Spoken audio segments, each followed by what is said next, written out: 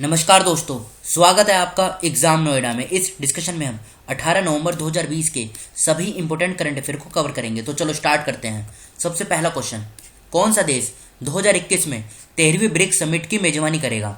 अभी हाल ही में 17 नवंबर 2020 को ब्रिक्स की 12वीं समिट आयोजित हुई, जिसमें रशिया ने होस्ट किया। तो अब 2021 में जब 13वीं ब्रिक्स समिट होगी ना, तो इसमें अपना देश भारत ये इसको होस्ट करेगा।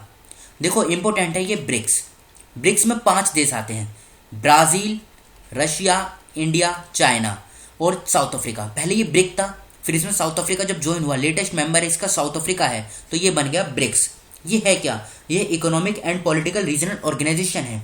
फॉर्मेशन की बात करें तो 2009 में इसकी फॉर्मेशन हुई थी, याद रखेगा। और देखो भारत जब इसकी 2021 में अध्यक्षता करेगा तो ऐसा तीसरी बार होगा, क्योंकि 2012 में और 2016 में भारत इसकी ऑलरेडी अध्यक्षता यानी इसकी इस मीटिंग को होस्ट कर चुका है। तो अब तीसरी बार 2021 में भारत इसको होस्ट करेगा। तो याद रखेगा डी इस क्वेश्चन का सही आंसर है। केतम झील किस राज्य में स्थित है? ये उत्तर प्रदेश के आगरा में स्थित है। अब ये न्यूज में क्यों है? न्यूज में ये इसलिए है क्योंकि भी हाल ही में इसे रामसर साइट की लिस्ट में डाल दिया गया है। तो 20 क्वेश्चन का सही आंसर है। और इसके साथ ही महाराष्ट्र की जो लोनार लेक है, इसको भी रामसर लिस्ट में डाल दिया गया है। देखो भारत में रामसर की टोटल 41 साइट है आज की डेट में। तो याद रखिएगा, अब ये रामसर है क्या? ईरान में एक जगह है रामसर, और 1971 में ये रामसर कन्वेंशन साइन हुई थी। रामसर कन्वेंशन अगर पूछा जाए कि ये किससे संबंधित है, तो Ramsar convention is related to wetland conservation, यानी वेटलैंड को कंजर्व करना है, यही इसका मेन मकसद है। तो 20 क्वेश्चन का सही आंसर है। राष्ट्रीय प्रेस दिवस कब मनाया गया? तो देखो अभी हाल ही में 16 नवंबर को राष्ट्रीय प्रेस दिवस यानी नेशनल प्रेस डे ये सेलिब्रेट किया गया, और 16 नवंबर को ही इंटरनेशनल टॉलरेंस डे ये भी मनाया जाता है। बात करें दूसरे ऑप्शन की, 5 नवंबर को वर्ल्ड सुनामी डे ये बनाया जाता है, 7 नवंबर को नेशनल कैंसर अवेयरनेस डे ये बनाया जाता है, और 14 नवंबर को वर्ल्ड डायबिटीज डे ये बनाया जाता है। तो याद रखेगा डी 16 नवंबर इस क्वेश्चन का सही आंसर है। देश का सबसे लंबा नदी पुल किस नदी पर बनाया जाएगा? तो ये जो देश का सबसे लंबा लॉन्गेस्ट रिवर ब्रिज है ना, ये ब्रह्मपुत्र रिवर पर बनाया जाएगा। तो 20 क्वेश्चन का सही आंसर है। तस्वीर में देखिए आप, ये आसाम का धुबरी है और ये मेघालय का फूलबरी। इन दोनों को ये कनेक्ट करेगा, और ये जो ब्रिज की लंबाई होगी ना, ये 20 किलोमीटर के तकरीबन होगी। 20 किलोमीटर इसकी मतलब अराउंड इसकी लंबाई होगी।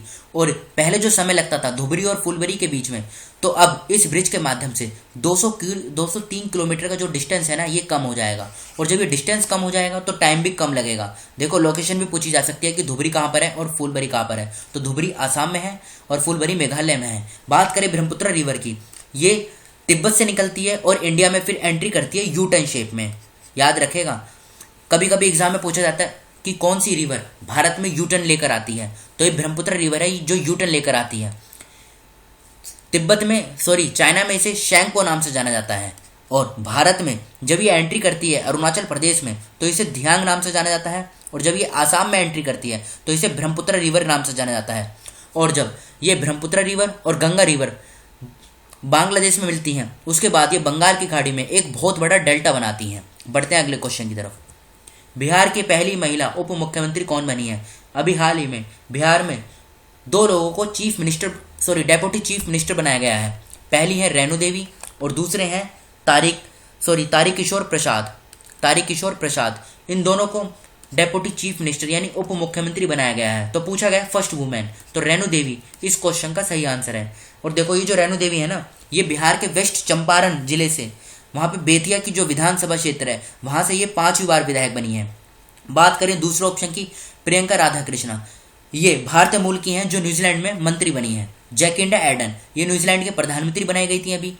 गीता मित्तल, ये जम्मू और कश्मीर की जो वहाँ की हाईकोर्ट है ना, वहाँ के मुख्य न्यायाधीश हैं। बढ़ते हैं अगले क्वेश्चन की तरफ।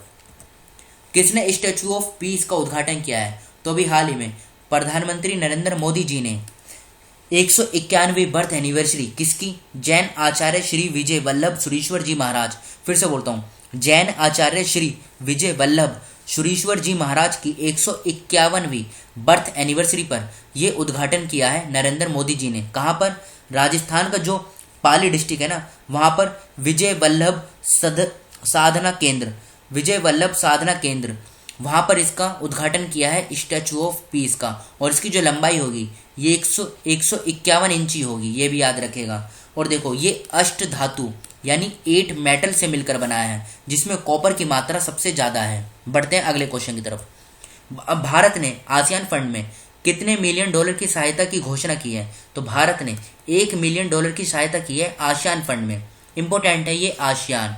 तो सबसे पहले आप आसियान की लोकेशन देखिए। आप देखो ये आसियान देश हैं, इसमें टोटल मिलाकर 10 मेंबर आते हैं। कौन कौन से ये 10 मेंबर हैं अगर इनकी बात करें, एग्जाम में पूछे जाते हैं। Thailand, Laos, Philippines, Brunei, Vietnam, Malaysia, Cambodia, Singapore, Indonesia और म्यांमार। ये 10 देश मिलकर आसियान के मेंबर हैं, याद रखेगा। इंडिया इसमें डायरेक्ट मेंबर नहीं है। जब बात होती है आसियान +6 की, तब इंडिया इसमें आता है, जो ईस्ट एशिया के मेंबर हैं, ईस्ट एशिया समिट के। देखो आसियान का पूरा नाम क्या है? Association of south east Asian nation, association of south east Asian nation, ये इसका पूरा नाम है। हेडक्वार्टर की बात करें, इंडोनेशिया के जकार्ता में इसका हेडक्वार्टर है। और सेक्रेटरी जनरल कौन है? सेक्रेटरी जनरल है इसके लिम जोक होई। फिर से बोलता हूँ, लिम जोक होई इसके सेक्रेटरी जनरल है। और अभी जो भारत ने 1 मिलियन डॉलर देने की जो घोषणा की है ना, ये अभी हाल ही में इसकी एशियाई इंडिया समिट की 17वीं बैठक हुई थी, जिसमें ये घोषणा की गई है। देखो कभी कभी क्वेश्चन में पूछा जाता है, जैसे कोई अफ्रीका का किसी देश दे दिया जाएगा, जैसे नाइजर, पूछा जाएगा क्या नाइजर आसियान का मेंबर है? तो नहीं, नाइजर आसियान का मेंबर नहीं है। ये इसलिए मैप दिखाया गया है। इन लोकेशन को आप अच्छे से देख लीजिए। बढ़ते हैं अगले क्वेश्चन की तरफ। कोविड-19 सुरक्षा मिशन के लिए वित्त मंत्रालय द्वारा कितने रुपए के अनुदान की घोषणा की गई है? तो अभी हाल ही में जो हमारी फाइनेंस मिनिस्टर है ना, निर्मला सीतारमन है, और मिनिस्ट्री ऑफ फाइनेंस के द्वारा कोविड-19 सिक्योरिटी मिशन के लिए 900 करोड़ रुपए देने की घोषणा की गई है। मतलब ये अनाउंसमेंट की गई है निर्मला सीतारमन जी के द्वारा। बढ़ते हैं अगले क्वेश्चन की तरफ।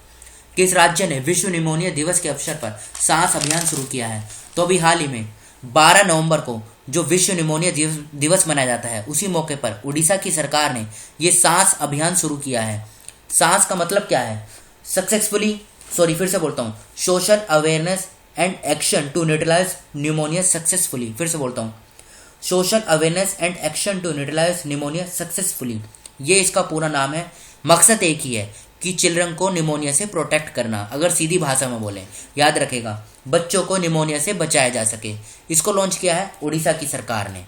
देखो अब हम उन राज्यों के बारे में बेसिक इन्फॉर्मेशन देख लेते हैं, जैसे मुख्यमंत्री, गवर्नर, वहाँ पे मुख्य न्यायाधीश कौन है, जिन राज्यों का जिक्र इस डिस्कशन में किया गया है। सबसे पहले उत्तर प्रदेश। कैपिटल की बात करें, लखनऊ। मुख्य न्यायाधीश कौन है? इलाहाबाद हाईकोर्ट के गोविंद माथुर। योगी आदित्यनाथ मुख्यमंत्री हैं, गवर्नर आनंदीबेन पटेल।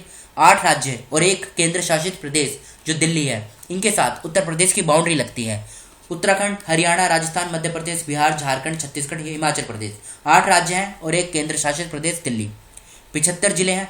लोकसभा की 80 सीटें, राज्यसभा की 31, विधानसभा की 403, विधान परिषद की आती हैं 100 सीटें।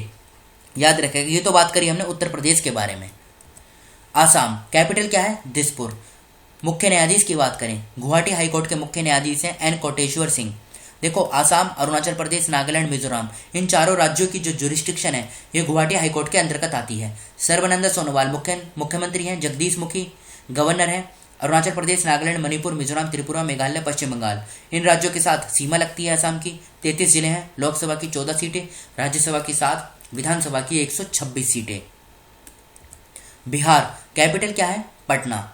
मुख्यमंत्री नीतीश कुमार, अभी हाल ही में इलेक्शन में हैं और मुख्यमंत्री बनेंगे नीतीश कुमार। गवर्नर की बात करें, फागू चौहान। उत्तर प्रदेश, झारखंड और पश्चिम बंगाल, इन राज्यों के साथ बिहार की सीमा लगती है। 38 जिले हैं। लोकसभा की 40 सीटें, राज्यसभा की 16, विधानसभा की 243, विधान परिषद की 75 सीटें।